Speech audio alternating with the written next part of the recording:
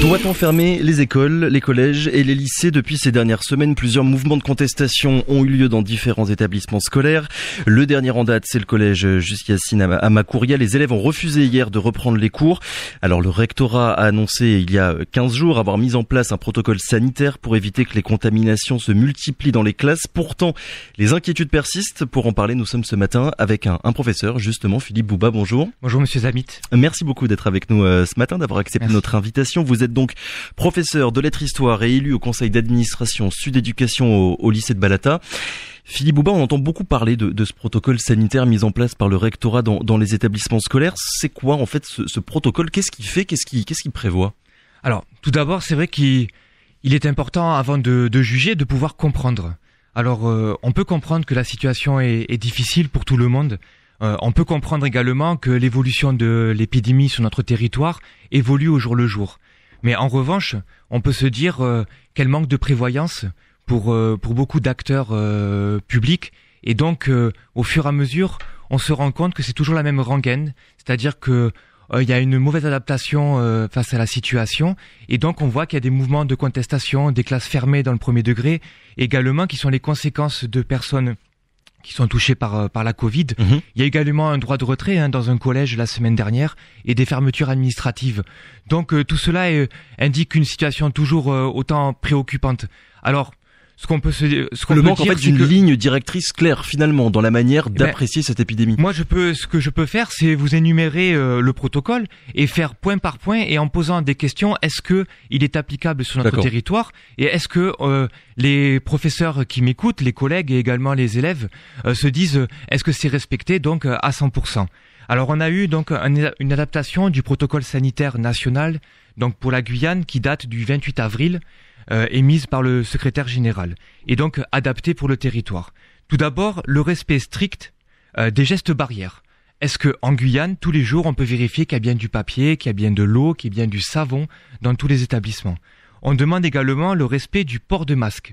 Il suffit d'aller dans une cour de récréation pour voir que c'est compliqué. Quid des recrutements, par exemple, de personnel de surveillance ou d'agents de la CTG qui auraient pu justement, que ce soit pour les gestes barrières et pour les ports du masque, faire respecter ce respect.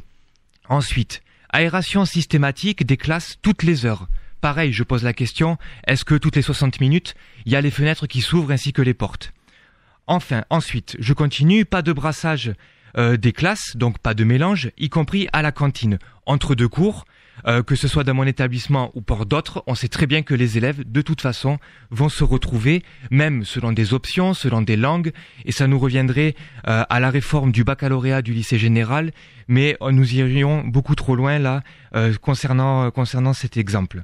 Enfin, ce que l'on sait, surtout, on pose, nous, c'est le qui fait quoi. Maintenant, c'est clair, depuis le 28 avril, il y a un email qui s'occupe des cas Covid, des cas contacts, et c'est cet email-là qui nous donne des directives et qui peut informer l'ensemble des personnels. Un email, c'est-à-dire un email du rectorat, c'est ça qui vous informe? Voilà, c'est cellule.covid@aseguyane.fr. Ce sont des professionnels de la santé et qui, à chaque fois, au cas par cas, donnent des indications. Quand vous dites au cas par cas, ça veut dire qu'un professeur qui va avoir des cas de Covid dans sa classe va se mettre en relation, c'est ça, avec ce mail pour savoir comment les choses se passent? Alors, si on a le temps, là, pareil, c'est différent dans une école maternelle, une école primaire ou dans les collèges et les lycées. Par exemple, pour une école maternelle, si un élève est Covid-19, c'est la classe qui est en isolement, à cas contact, 7 jours d'isolement, et si les élèves sont asymptomatiques, sans test, ils peuvent revenir à l'école. Pour les professeurs et les ATSEM, c'est un retour au 8e jour après un test négatif. Pour l'école primaire, un élève Covid-19, cas contact pour la classe, 7 jours également. La différence, c'est que le retour en classe peut se faire après 8 jours si le test est négatif. En revanche, il faut attendre 8 jours de plus si le test est positif ou si le jeune a des symptômes. En revanche, pour les personnels et pour les AESH, 8 jours d'isolement, puis si le test est négatif, retour en classe. Ça change beaucoup dans le secondaire, collège et lycée. Un élève Covid-19, isolement de 7 jours. L'ensemble de la classe est à l'isolement, donc c'est comme l'école primaire et maternelle. en revanche, c'est la cellule Covid qui va décider pour les personnels si, a priori, oui ou non, ces personnes peuvent être considérées comme cas contact. Enfin, pour les personnels, pour les instituteurs, c'est l'isolement. La classe est fermée. Pour les professeurs, c'est l'isolement. En revanche, c'est la cellule Covid qui décide des suites pour la classe, que ce soit une seconde, une première ou en lycée professionnel. Il y a le mot, et je me permets de vous couper, Philippe Bouba, inadapté. Le mot inadapté qui revient très souvent dans la bouche des enseignants, des élèves, des parents d'élèves. Je ne sais pas si vous avez écouté le sujet qu'on a passé il y a quelques minutes à propos du collège Jussi Yassine à Makouria, où justement les élèves pointent du doigt cette inadaptation du protocole sanitaire. C'est votre cas aussi, vous avez le même avis? Ce qu'il y a, c'est que ça manque en fait de regard d'adultes qui peuvent accompagner, aider les jeunes pour leur expliquer l'importance de garder le masque. Mais on faut quand même avouer que ça devient de plus en plus compliqué d'être dans une salle de classe où il fait très chaud, même si c'est la saison des pluies, de pouvoir accepter ce qui nous cache la bouche et les narines également, et qui nous prend également les oreilles. Je veux dire, il y a toute une violence entre guillemets qui existe sur le visage de nos jeunes. Alors, il y avait une solution, la demi-jauge. Que beaucoup de professeurs demandent. Et la demi-jauge, elle n'est pas permise en Guyane, elle n'est pas justifiée, et on explique que la situation épidémiologique, les conditions d'enseignement, de transport scolaire et d'organisation d'établissement ne le peuvent pas et ne le justifient pas. On va juste expliquer pour nos auditeurs, la demi-jauge, c'est diviser finalement la classe en deux. Diviser la classe en deux, ce qui permet que quand il y a 32 élèves, on divise par 16. 16 à la maison, 16 à la classe. 16 à la maison, 16 en classe. Ça peut être aussi 16 en permanence, 16 en classe. Il peut y avoir, tout était possible, tout était envisageable. Mais ça signifie également que, au lieu de pousser des murs, il aurait fallu en construire. Donc là, on revient sur les constructions scolaires. Aucun lycée depuis 10 ans, trop peu de collèges, pas assez d'écoles. Les petits effectifs sont très intéressants, une meilleure qualité de travail pour les jeunes et également d'enseignement pour les professeurs. Donc encore une fois, on en revient aux mêmes conditions qui ne permettent pas. On pourra raconter tout ce qu'on veut, on revient toujours sur la Covid-19 a accentué les difficultés de notre territoire, que ce soit dans l'éducation, et je pourrais continuer avec le logement, la santé, etc., etc.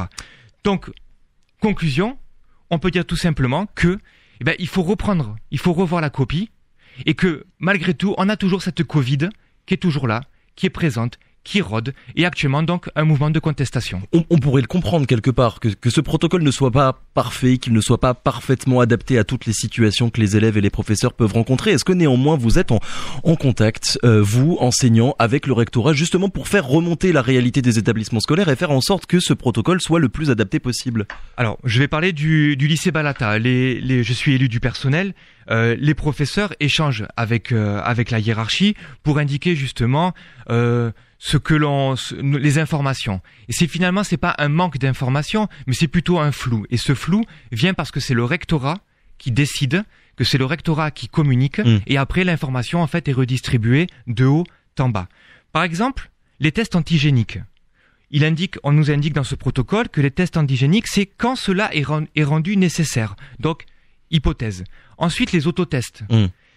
Pourraient être organisés en fonction d'eux. Donc finalement, des solutions qui pourraient être sérieuses ne sont pas appliquées, pourraient être appliquées.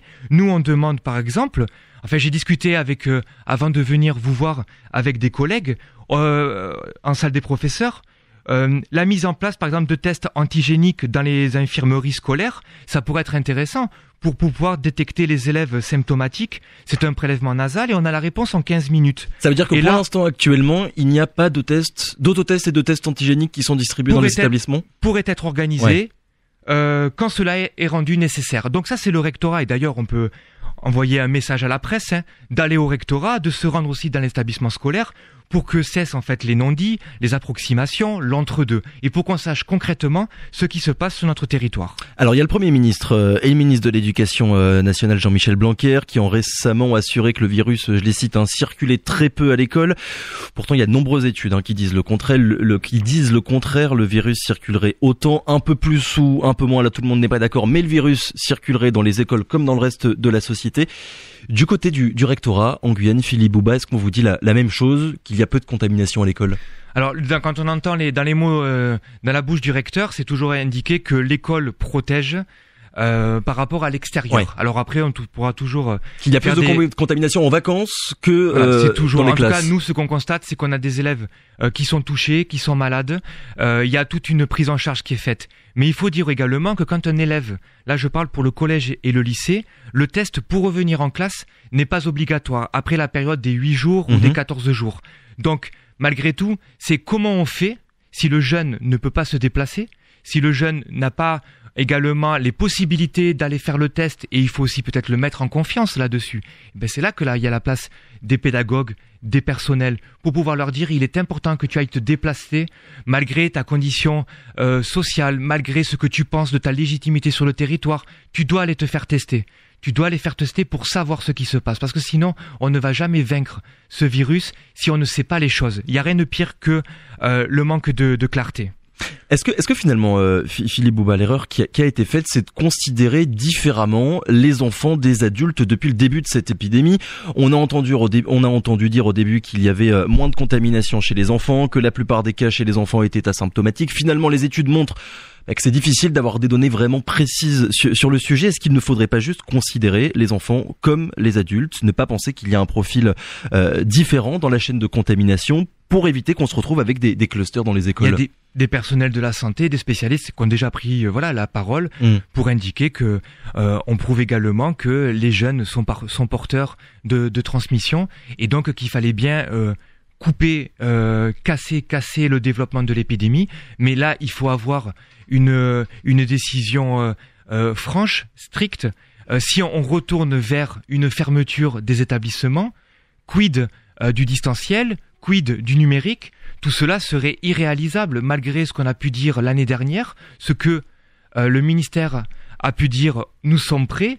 C'était pas du tout le cas, et en Guyane également. Et donc là, on a encore cette perte on est toujours en perte de vitesse, on est toujours en retard, on est toujours en panique, et les personnes qui sont actuellement aux responsabilités, en fait, s'adaptent, alors qu'il aurait fallu avoir quand même un coup d'avance pour savoir comment il fallait réagir en ayant le plus d'efficacité. En retard finalement par rapport à l'épidémie, le bilan scolaire, et ce sera ma dernière question, Philippe Bouba, le bilan scolaire de tout ça.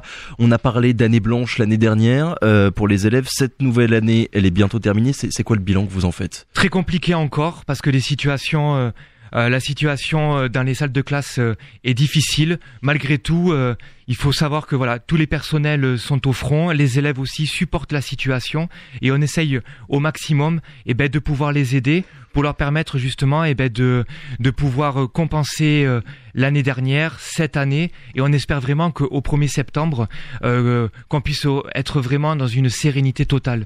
Je voudrais simplement rajouter, par rapport au ministre Blanquer, vous avez actuellement toute une discussion et une polémique par rapport au grand oral qui est prévu pour bientôt pour le lycée général. Donc là, on parle du baccalauréat.